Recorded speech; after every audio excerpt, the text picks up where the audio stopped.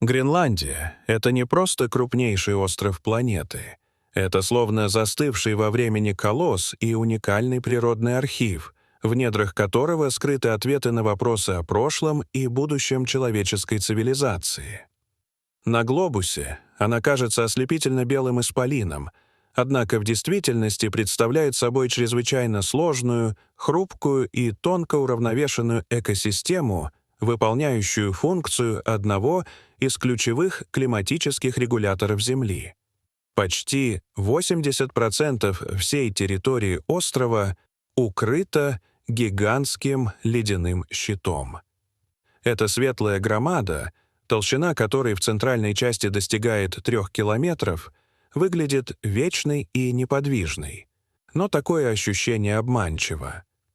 Современные научные методы позволили исследователям буквально заглянуть сквозь километры льда и понять, что Гренландия напоминает сложную матрешку.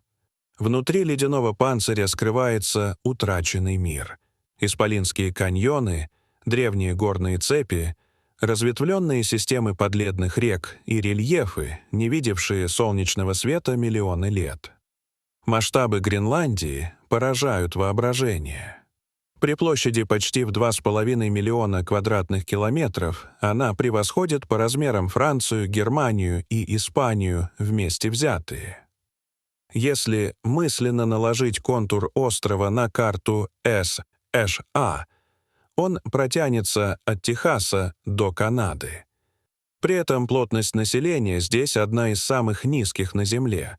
На этих огромных пространствах проживает всего около 56 тысяч человек. Их жизнь буквально прижата к краю суши. Почти все население сосредоточено вдоль узкой прибрежной полосы, свободной ото льда, главным образом на юго-западе острова. Здесь, благодаря защите горных массивов и влиянию относительно теплых океанических течений, климат становится заметно мягче. Столица Нуук, сердце острова, где живет примерно треть населения, около 17 тысяч человек, выполняет роль политического и культурного центра, своеобразного островка цивилизации на границе ледяной бездны. Внутренние районы Гренландии представляют собой царство абсолютного холода. Это высокогорная ледяная пустыня, поднимающаяся до 3000 метров над уровнем моря. Здесь нет поселений, отсутствуют дороги, а зимой температура опускается до минус 50 градусов Цельсия. Это зона отчуждения, доступная лишь ветрам и научным экспедициям.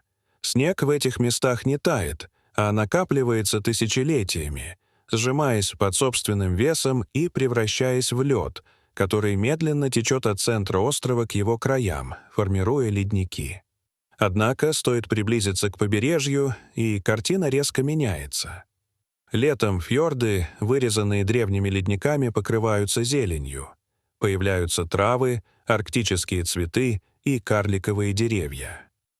Контраст между мертвым ледяным сердцем острова и живым зеленым кольцом побережья является его главной визуальной особенностью.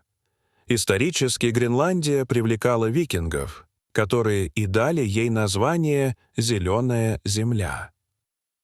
Эрик Рыжий, прибывший сюда в X веке, вовсе не обязательно обманывал, стремясь заманить новых поселенцев.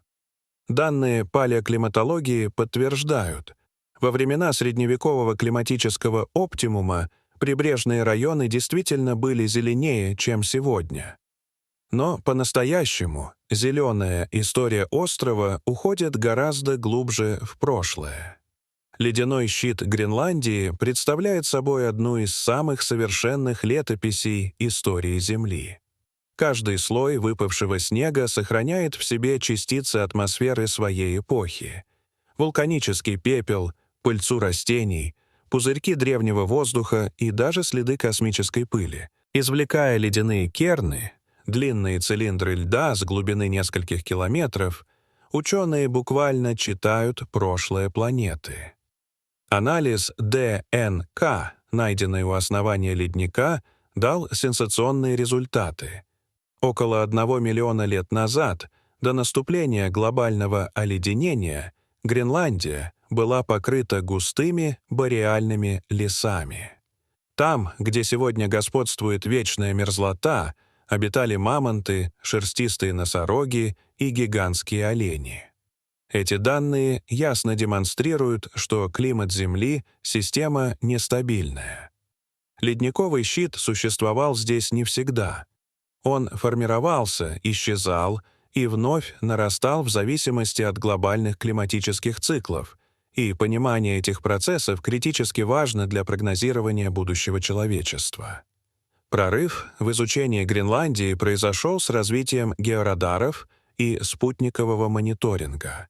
Самолеты с радиолокационным оборудованием, пролетая над ледяными просторами, смогли просветить щит насквозь.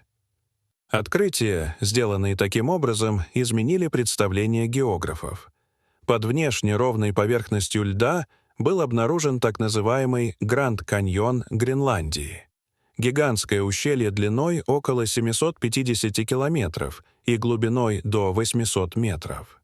По своим масштабам оно превосходит знаменитый Гранд-каньон в США. Эта древняя речная система когда-то отводила воду из центральной части острова в океан и, возможно, продолжает выполнять эту функцию и сегодня в виде подледных потоков. Еще одной загадкой стали подледные озера. Радары выявили сотни резервуаров жидкой воды, зажатых между каменным основанием и многокилометровым слоем льда.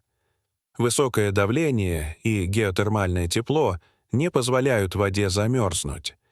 Эти изолированные экосистемы потенциально могут хранить древнейшие формы жизни, эволюционировавшие в полной темноте и изоляции на протяжении миллионов лет. Для астробиологов это идеальный полигон. Если жизнь способна существовать в таких условиях, она может быть возможной в подледных океанах Европы или Энцелада.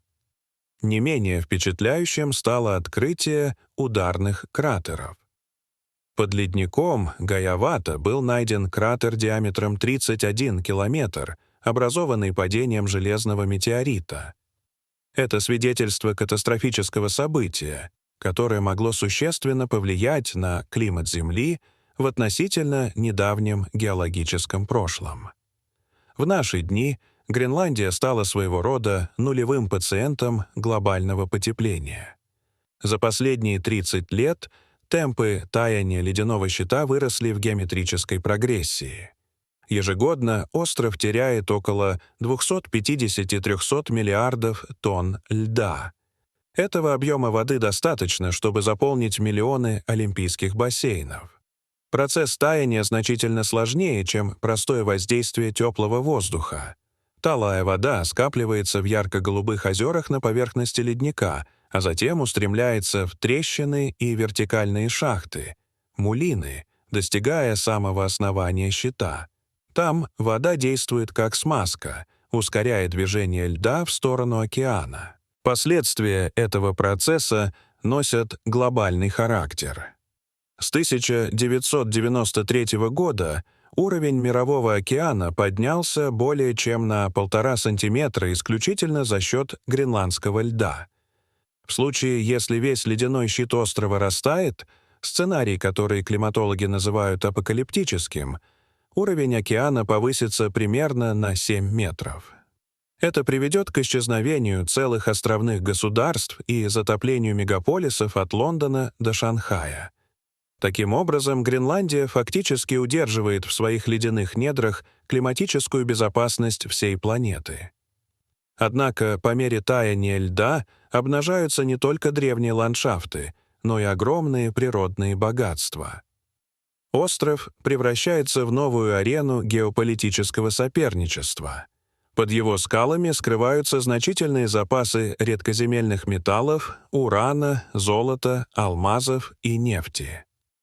Парадокс заключается в том, что именно эти элементы, такие как неодим и диспрозий, критически важны для развития зеленой энергетики, производства ветряных турбин и электромобилей. Чтобы замедлить глобальное потепление, человечеству, возможно, придется разрушить первозданную природу Арктики. Интерес к региону проявляют все ведущие мировые державы. США, Китай, Россия и Европейский Союз осознают стратегическое значение острова. В 2019 году предложение президента США о покупке Гренландии вызвало международный скандал, но лишь подчеркнуло реальность происходящего. Арктика становится центром глобального внимания. Аэродром Туле на севере острова уже давно служит ключевым военным объектом НАТО, обеспечивая контроль над полярным регионом. На фоне климатических и экономических изменений трансформируется и самосознание гренландцев. Сегодня остров является автономной территорией в составе Дании. Однако дискуссии о полной независимости звучат все громче. Логика сторонников суверенитета проста. Богатые природные ресурсы способны создать экономическую основу для самостоятельного государства. Тем не менее, путь к независимости крайне сложен. Он ставит перед 56 тысячами жителей непростые вопросы. Как управлять огромной территорией без датских субсидий? Кому доверить разработку недр? Западным корпорациям или китайским инвесторам? И каким образом совместить промышленное освоение с сохранением хрупкой природы, являющейся фундаментом культуры инуитов? Эксперты выделяют несколько возможных сценариев. Первый — ресурсная независимость. Превращение Гренландии в горнодобывающий центр Арктики ценой части экосистем. Второй — устойчивая автономия. Сохранение тесных связей с Данией при развитии туризма и осторожном освоении ресурсов. Какой бы путь ни был выбран, очевидно одно — Гренландия перестала быть окраиной мира. Она стала его фокусной точкой. Это живая лаборатория, где решается судьба климата, и испытательный полигон, на котором проверяется способность человечества балансировать между стремлением к ресурсам и необходимостью сохранить планету. Будущее этого ледяного гиганта — по сути, предварительный просмотр будущего всей человеческой цивилизации. Дорогие зрители, что вы думаете об этой истории? Расскажите, пожалуйста, в комментариях. А если вам понравилось это видео, то ставьте лайк и подписывайтесь на наш канал. До свидания.